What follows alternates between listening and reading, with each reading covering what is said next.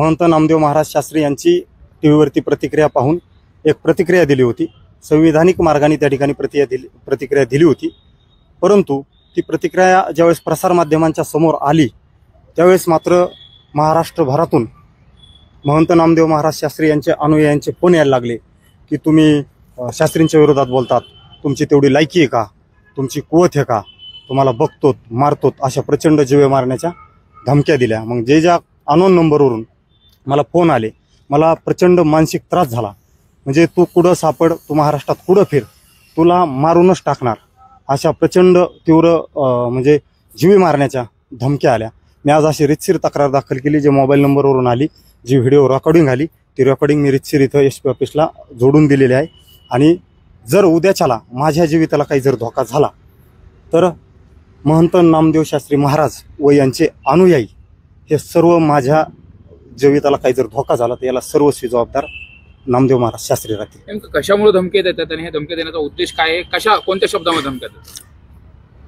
तुझ्यात तुझी लायकी आहे का, तुला बघतो, तू किती क्वालिटी आहे, तू त्यांच्या बरोबरची उंची आहे का, ते किती मोठे, तुम्ही किती, म्हणजे ते वाटल ते शिवीगाळ, एकदम नीच खालच्या स्तराची शिवीगाळ हो, ते मी इथं सांगू सुद्धा शकत नाही।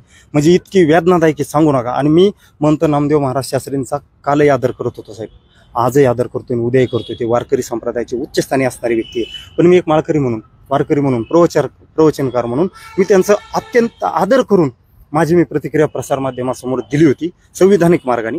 पण आज अशी परिस्थिती झाली की त्यांचे अनुयायी एवढे धमकी द्यायला लागलेत की मी महाराष्ट्रभर कीर्तन प्रवचनाच्या माध्यमातून फिरत असतो, प्रबोधन करत असतो, आणि ते प्रबोधन करत असताना जर माझ्या जीविताला काही झालं, तू कुठेही फिर महाराष्ट्रात दिस, तो हातपाय मोडू, तंगडे तोडू, जीव मारू, अशा लोकांनी प्रतिक्रिया दिल्या। मी त्यांचे सगळे नंबर, आणि काय आव्हान असेल, काय विनंती असेल त्यांना की नामदेव महाराज शास्त्री हे ज्ञानेश्वरीचे गाडे अभ्यासक आहेत। आमच्या वारकरी संप्रदायाच्या जे काही कीर्तनकार आहेत, माळकरी आहेत, वारकरी आहेत, यांचे एक ते आदर्श आहेत आणि त्यांचा विचार ज्ञानेश्वरी बाबतीत एकदम चांगला आहे।